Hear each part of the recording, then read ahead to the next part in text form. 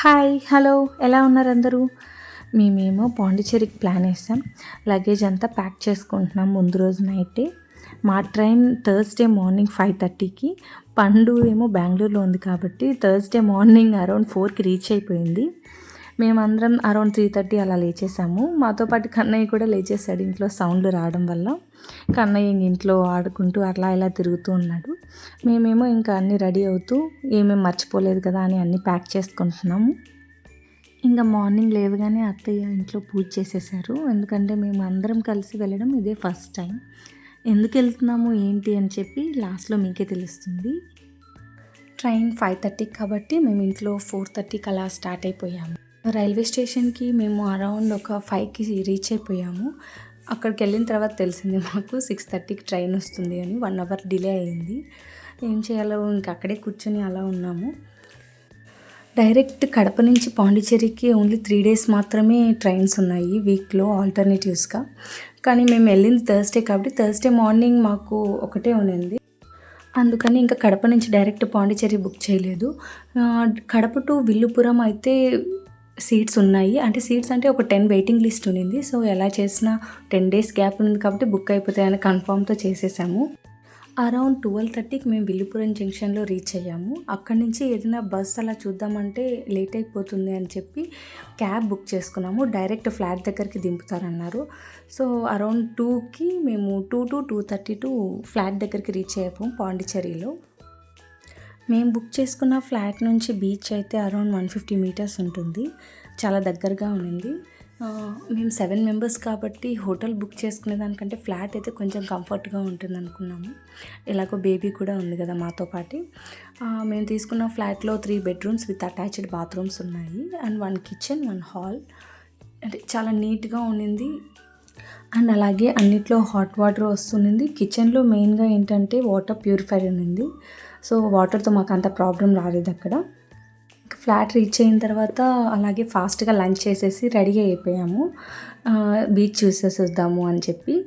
అలా కిందికి వెళ్ళిన తర్వాత మాకు కేబీఎస్ షాప్ ఉన్నింది, కాఫీ షాప్ ఆపోజిట్లో. అక్కడ కాఫీ చాలా అంటే చాలా బాగుంది. ఇఫ్ మీరు ఎప్పుడైనా పాండిచ్చేరికి వెళ్తే డెఫినెట్గా ఆ కేబీఎస్ షాప్లో మాత్రం కాఫీ తప్పకుండా తాగండి. మేమున్న స్ట్రీట్లో ఏంటంటే ఆ రోజు అరౌండ్ మేము ఒక 5 షూటింగ్స్ చూసాము.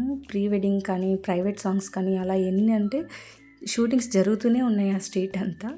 కానీ వాళ్ళు వీడియోస్ తీయొద్దన్నారని చెప్పి ఎక్కడా తీయలేదు మేము. చాలా ఫుల్గా క్రౌడ్ ఉన్నింది. చాలా బాగుంది చూసేదానికి. అలాగే ఇంకా బీచ్కి స్టార్ట్ అయిపోయాము చిన్నగా.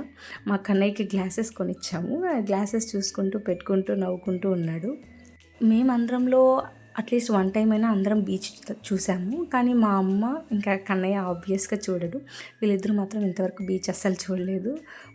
మా అందరికంటే వీళ్ళిద్దరూ కొంచెం ఎక్సైటెడ్గా ఉన్నారు. అందుకే ఫాస్ట్గా వెళ్దాం అంటున్నారు. ఇంకా అందరం కాఫీ తాగేసి అలా బీచ్ సైడ్కి వాక్ చేసుకుంటూ వెళ్తున్నాము.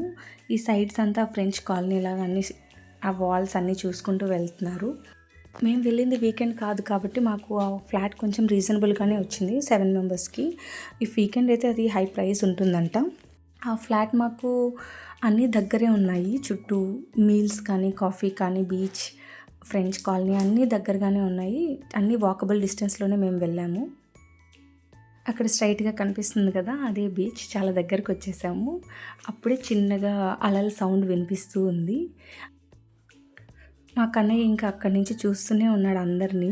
కొత్త మనుషులు కదా, కొత్త వాళ్ళు కనిపిస్తే ఇంకా వాళ్ళని చూస్తూనే ఉంటాడు, నవ్వుతూనే ఉంటాడు. వాళ్ళకి హాయ్ చెప్పుకుంటూ బాయ్ చెప్పుకుంటూ ఏదో ఒకటి చేస్తూనే ఉంటాడు. కొత్త వాళ్ళకి కనిపిస్తే చాలన్నమాట, ఇంకెవరు అవసరం లేదు. మళ్ళీ వాళ్ళ దగ్గరికి వెళ్తాడా అంటే వెళ్ళడు. జస్ట్ వాళ్ళని చూస్తూ నవ్వుకుంటూ ఉంటుంటాడు అంతే. ఇప్పుడు మీరు వెళ్ళారు కదా ఒకతను, అతని దగ్గర మేము సన్ గ్లాసెస్ కొనుక్కున్నాము. అదో పండు నేను పెట్టుకున్నవి సన్ గ్లాసెస్ కొనుక్కున్నాము. ఆ గ్లాసెస్ మాకు 300 చెప్పాడు. కానీ మేము 100 రూపీస్కి తీసుకున్నాము. మేము ఇక్కడ బార్గెన్ చేసి తీసుకునే లోపు వీళ్ళు బీచ్కి రీచ్ అయిపోయారు. మేము తీసుకొని అవి ఎలా ఉన్నాయో పెట్టుకొని చూసుకుంటూ వస్తున్నాము. అలా ఫైనల్గా బీచ్ రీచ్ అయిపోయాము మేము కూడా. వాళ్ళందరూ అక్కడ ఆల్రెడీ బీచ్ వ్యూని చూస్తూ ఉన్నారు. నాకు ఆ రోజు చాలా అంటే చాలా బాగా నచ్చేసింది. ఎందుకంటే అప్పుడే సన్ సెట్ అవుతూ ఉంది. బీచ్ దగ్గరికి రీచ్ అయ్యాము. అంటే చాలా బాగా అనిపించింది. ఆ అలల సౌండ్ అదంతా చాలా అంటే చాలా బాగుంది. బీచ్కి ఎప్పుడైనా వెళ్తే సన్ రైజ్ కానీ సన్సెట్ కానీ వెళ్ళాలి. ఎలాగో మాకు ఆ రోజు సన్సెట్కి టైం కుదిరింది. ఇక్కడ మా కన్నయ్యని మా మావయ్య తీసుకుంటున్నారు. ఆ రోజు మార్నింగ్ నుంచి కూడా పెద్ద ఎండగా ఏం లేదు, కొంచెం క్లౌడీగా ఉండింది.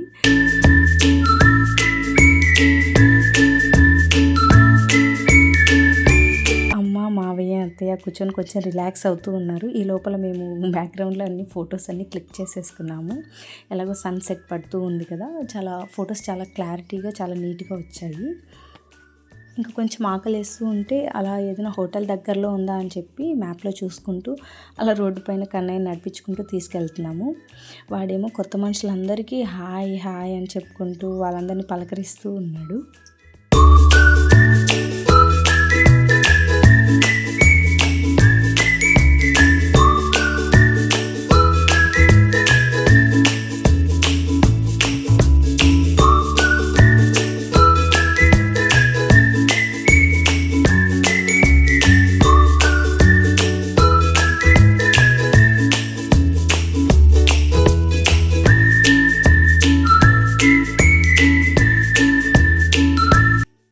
పండు చేతికి కెమెరా వచ్చేసరికి ట్రైపాడ్లో పెట్టుకొని ఇంకా అన్నీ దొరికినవన్నీ షూట్ చేస్తూనే ఉంది. అక్కడ మీరు బ్యాక్ సైడ్ క్రౌడ్ చూస్తున్నారు కదా, రైట్ సైడ్ అదంతా ఏంటంటే ఒక ప్రైవేట్ సాంగ్ షూట్ జరుగుతుంది. ఇంకా అందరూ అక్కడే నిలబడుకొని చూస్తూ ఉన్నారు. ఆ రోజు థర్స్డే కాబట్టి అంత ఎక్కువ ఏం అనిపించలేదు క్రౌడ్ అంతా. మేబీ వీకెండ్ అయితే చాలా ఎక్కువ ఉంటారేమో. అలా చూస్తున్నారు. ఇక్కడ కన్నయ్య చందమామని పిలుస్తున్నాడు.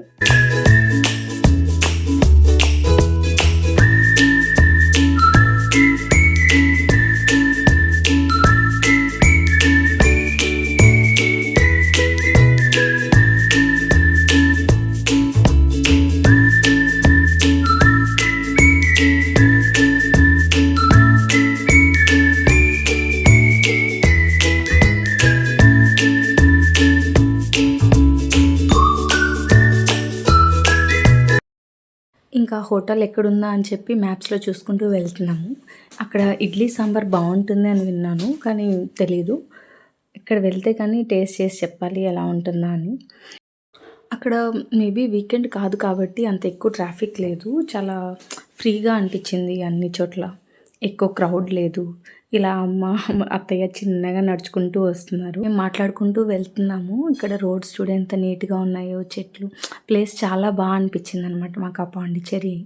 అలాగే ఆ హోటల్ ఎక్కడుందా అని చూస్తూ ఉంటే విని ముందు వెళ్ళిపోయాడు. ఫైనల్గా హోటల్కి రీచ్ అయిపోయాము. సురుగురు స్పాట్ అని. ఫస్ట్ వెళ్ళగానే కన్నయ్యకి ఇడ్లీ ఆర్డర్ చేసేసాము. ఒక 2 minutesలో వచ్చేసింది ఇడ్లీ. రోజు చిన్నగా తినేవాడు, ఆ రోజు చాలా ఫాస్ట్గా తినేసాడు. ఈ లోపల మేము కూడా అందరం ఆర్డర్ చేసేసుకొని ఇడ్లీ వడ సాంబార్ తినేసాము. చెప్పాలంటే సాంబార్ చాలా అంటే చాలా బాగుండింది అక్కడ. వాడికి కన్నయ్య కూడా బాగా నచ్చేసినట్టుంది. సో ఫాస్ట్గా తినేసాడు.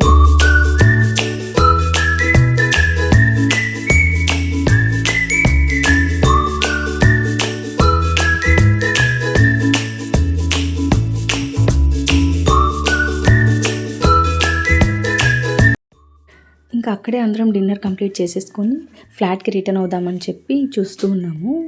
మ్యాప్స్ చూస్తూ ఉంటే ఇక్కడే లైట్ హౌస్ కనిపించింది. ఇక్కడే ఇంకా స్ట్రీట్ ఫుడ్ అంతా బాగుంటుంది అని చెప్పి లోపలికి వెళ్ళి అన్నీ చూసుకుంటూ ఉన్నాము. ఆ స్ట్రీట్ ఫుడ్లో మేము ఫిష్ ఫ్రై అలాగే ప్రాన్స్ ఫ్రై తీసుకున్నాము. మరీ అంత లేదు కానీ పర్లేదు, యావరేజ్గా ఉంది, తినేయచ్చు. ఇప్పుడు ఫుడ్ తినేసరికి కన్నయ్య ఫుల్ ఎనర్జీ మోడ్లో ఉన్నాడు. ఇంకా ఆడుకుంటూనే ఉంటాడు ఎంతసేపు అయినా.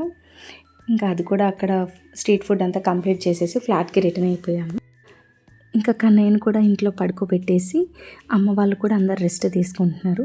మేము నలుగురం మళ్ళీ బీచ్కి రిటర్న్ అయ్యాము చూద్దామని చెప్పి. అక్కడ రాక్ బీచ్లోకి ఏంటంటే 24 hours అలో చేస్తున్నారు, అంటే ఏం రెస్ట్రిక్షన్స్ లేవు, డ్రింకింగ్ స్మోకింగ్ తప్ప. సో 24 hours ఎప్పుడైనా వెళ్ళొచ్చు ఆ రాక్ బీచ్ దగ్గరికి. ఎందుకు వెళ్ళామో ఇంకా చెప్పలేదు కదా.